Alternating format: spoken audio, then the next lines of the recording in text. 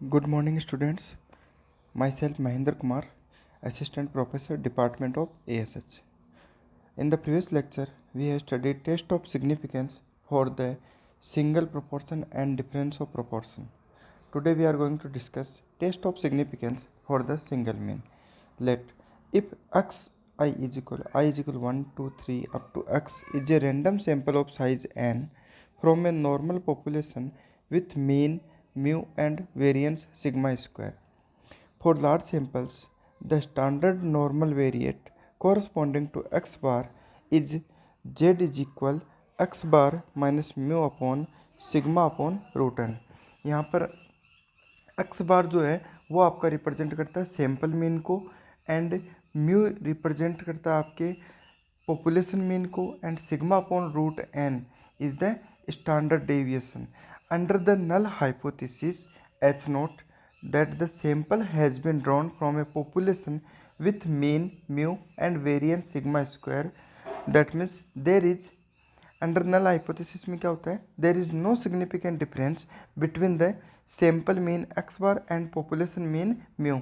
The test static for large sample is z is equal x bar minus mu upon sigma upon root n. Note first condition ये है कि if the population standard deviation is unknown then we use its estimate provided by the sample variance given by sigma square is equal s square. इसका कहने का मतलब है कि अगर अपने पास क्वेश्चन में पॉपुलेशन स्टैंडर्ड डेविएशन अननोन है तो हम जो estimated provided by the sample variance है वो हम यूज़ कर सकते हैं. यानी sigma square is equal S square क्या आपका वेरिएंस है और उसका रूट लेने पर अपने को क्या मिल जाएगा, स्टैंडर्ड डेविएशन. तो ये अपन यूज़ कर सकते हैं.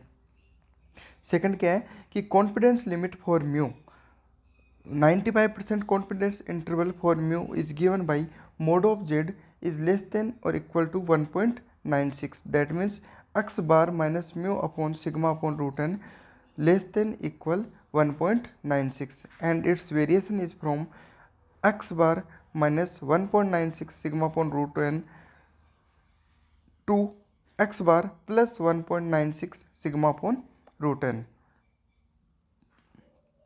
And x bar plus minus 1.96 sigma upon root n are known as 95% confidence limit for mu. Similarly, 99% confidence limit for mu are x bar plus minus 2.58 sigma upon root n and 98% confidence limit for mu are x bar plus minus 2.33 sigma upon root N. यहाँ पर देखो आपका जो test static है उसके अंदर जो confidence limit है वो रिप्रेजेंट करने के लिए अपने जेड एल्फा यूज़ करते हैं, जो आपको मैंने प्रीवियस लेक्चर्स में भी बताया कि जेड एल्फा की वैल्यू अगर 1.96 है तो 95% कॉन्फिडेंस लिमिट होती है. अगर जेड एल्फा की वैल्यू 2.33 लेते हैं तो 98% कॉन्फिडेंस लिमिट होगी और अगर जेड की वैल्यू हमने 2.58 कंसिडर करते हैं तो 99% कॉन्फिडेंस लिमिट होगी. However, in sampling from a finite population of size n, the corresponding 99% and 95% confidence limit for mu are respectively by as shown in equation 3. यानी इक्वेशन 3 में रिप्रेजेंट करवाया कि अगर अपने पास finite population of size n हो तो अपन जो अपना टेस्ट स्टैटिक है वो सॉल्व करके और कॉन्फिडेंस लिमिट फाइंड आउट करने के लिए इक्वेशन 3 यूज़ करेंगे, जिसके अंदर 95 और 99% कॉन्फिडेंस लिमिट के यहाँ पर दिया हुआ है आपको. एग्जाम्पल लेते हैं. एग्जाम्पल क्या है कि ए sample of 900 members has a mean value 3.4 semi and standard deviation 2.61 semi. Is the samples from a large population of mean 3.25 semi and standard deviation 2.61 semi. If the population is normal and its mean is unknown, find the 95% and 98% confidence limit for true mean. Solution. Under null hypothesis, the sample has been drawn from the population with mean mu is equal, आपको question में दिया हुआ है, देखो population यहाँ पर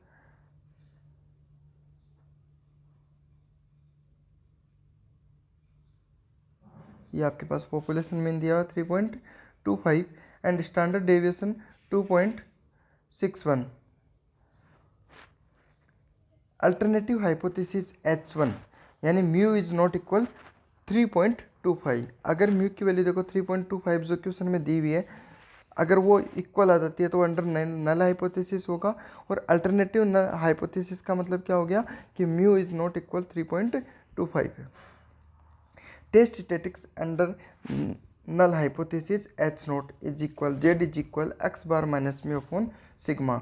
x bar अपने को क्वेश्चन में दिया हुआ 3.40, स्टैंडर्ड डेविएशन दिया हुआ आपको 2.61, एन दिया हुआ आपको लार्ज सैंपल्स दिया हुआ 900 मेंबर्स, म्यू इज इक्वल दिया हुआ आपको 3.25। When we put all these value, we get the value of Z is equal 1.73, which is less than 1.96. Here we conclude that data do not provide any evidence against the null hypothesis. Therefore, we accepted at 5% level of significance. यानी यहाँ पर mode of Z is less than 1.96 आ रहा है, इसका मतलब अपने पास में वहाँ पर 5% सिग्निफिकेंट लेवल होगा उसका। आगे 95% confidence limit for population mean. देखो आपको दो चीज़ें पूछी गई हैं क्वेश्चन में आगे कि 95% एंड 98% कॉन्फिडेंस लिमिट पूछी है फॉर ट्रू मीन। तो ये अपन कैलकुलेट करेंगे कि 95% confidence limit for the population mean क्या होगा, x bar plus minus 1.96 sigma upon root N. यहाँ पर x बार कितना है 3.40 है। 95% के लिए जेड एल्फा की वैल्यू हमेशा 1.96 होती है। सिग्मा आपको दिया हुआ 2.61 एंड n की वैल्यू अपने पास है 900। When we put all this value we get the value 95% confidence interval which is 3.5705 and 3.2295, and similarly we get the 98% confidence limit for mu is equal x bar plus minus 2.33 bracket में sigma upon root n, and we put all these value and get 90% 98% interval 3.6027 comma 3.1973. Another example we take the mean muscular endurance score of a random sample of 60 subjects। यहाँ पे देखो random sample कितने हैं 60, तो given क्या हो गया अपने पास n इक्वल कितना हो गया 60 was found to be 145 with a standard deviation 40।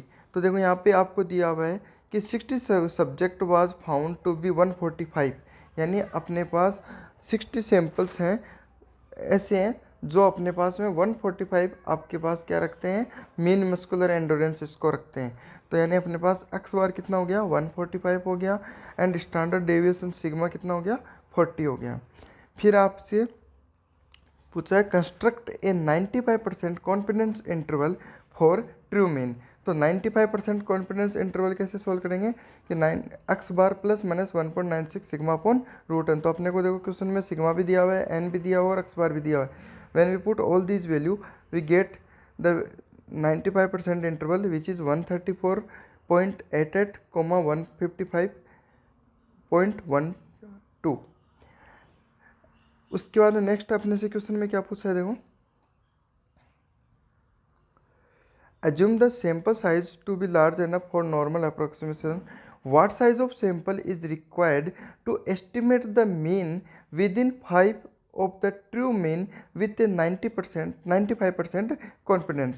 तो आपको पता होगा कि जो z अपना होता है z is equal test static जो यूज़ करते हैं वो कितना होता है एक्स बार माइनस में upon sigma upon root N होता है। और ये कह रहा है कि जो आपका मीन है एस्टिमेट मीन वो कितना होना चाहिए 5 होना चाहिए। तो यहाँ पर x बार माइनस म्यू है वो किसको रिप्रेजेंट करता है, एस्टिमेट मीन को रिप्रेजेंट करता है।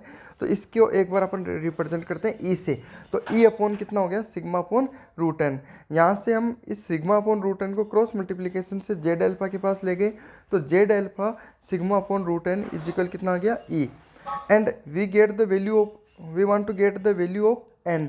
सो रूट एन इज इक्वल कितना होगा Z alpha sigma upon E and square on both side, then we get the value of N is equal Z alpha sigma upon E का whole square. अब Z alpha की value कितनी लेंगे 95% confidence limit के according Z alpha की value कितनी होती है 1.96। तो वही हमने यहाँ यूज़ किया 1.96 इंटू सिग्मा कितना है 40 अपॉन एस्टिमेट मीन कितना चाहिए 5।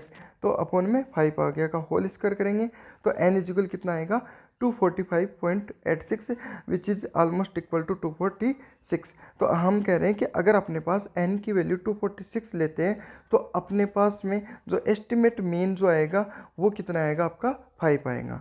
तो इस तरीके से हम क्या करते हैं कि test of significance for single mean की वैल्यूज़ को सॉल्व करते हैं। स्टूडेंट्स, इसके रिगार्डिंग आपको कुछ भी डाउट हो तो आप मेरे को कॉल करके पूछ लेना। Thank you.